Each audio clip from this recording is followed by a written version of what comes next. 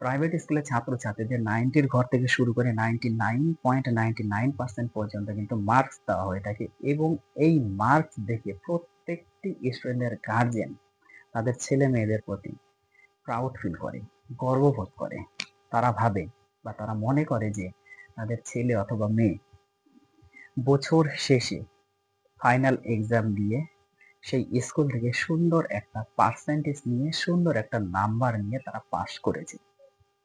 তো যে সমস্ত গার্জিয়ানেরা এই চিন্তা ভাবনার মধ্যে জড়িত, তো সেই সমস্ত গার্জিয়ানদের উদ্দেশ্যে আমি কিছু কথা বলতে চাই। যারা ভাবছেন যে এই যে 90 ঘর থেকে 99.99% পর্যন্ত নাম্বার পেয়েছেন তাদের ছেলে-মেয়েরা এবং এই নাম্বার দেখে এতটা প্রাউড ফিল মনে করছেন, এতটা প্রাউড ফিল মনে করার কোনো কারণই হয় না। কারণ একটা প্রাইভেট স্কুল সবসময় 100% ফোকাস রাখে তাদের স্কুলের প্রতি, তাদের ম্যানেজমেন্টের প্রতি। তারা কখনোই ছাত্র-ছাত্রীদের প্রতি 100% ফোকাস রাখে না। এটা প্রমাণ স্বরূপ আমি দিতে পারি। অনেক স্টুডেন্ট আছে যেটা আমার কাছে পড়ে।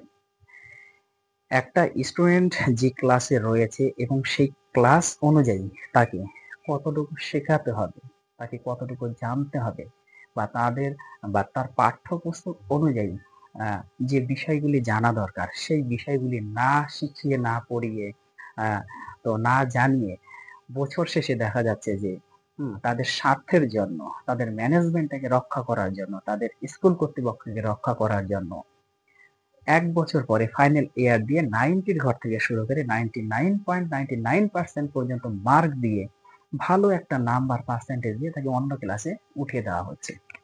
এতে ক্ষতিটা আপনার ছেলে মেয়েদেরই হচ্ছে। এতে ম্যানেজমেন্টের কোনো ক্ষতি হচ্ছে না। ম্যানেজমেন্ট শুধু এতে লাভবান হচ্ছে। কারণ একটা ম্যানেজমেন্ট জানে যদি একটা স্টুডেন্টকে এক্সাম শেষে, ফাইনাল এক্সাম শেষে তাদের যদি 90 ঘর থেকে শুরু করে 99.99% পর্যন্ত মার্কস দেওয়া না হয়, তাহলে তাদের স্কুল কর্তৃপক্ষ চলবে না, তাদের ম্যানেজমেন্ট চলবে না। এরা মানে এই জিনিসটা তারা ভালোভাবেই জানে। কিন্তু এই জিনিসটা তারা কখনো 100% ফোকাস রাখবে না যে আপনাদের ছেলেমেয়েরা কি শিখলো, কি জানলো, এইদিকে তাদের কখনোই খেয়াল থাকবে না। তো এই জিনিসটা থেকে আমি চাই যে প্রত্যেকটি গার্জেনেরা একটু বেরিয়ে আসুক। তারা যেন তাদের রেজাল্টের যে পার্সেন্টেজ, সেই পার্সেন্টেজের উপরে গুরুত্বটা না দেয়। তারা যেন সবসময় তাদের ছেলেমেয়েদের ক্লাস অনুযায়ী, পাঠ্যপুস্তক অনুযায়ী তাদের যতটুকু শেখা দরকার, জানা দরকার এবং শ্রেণী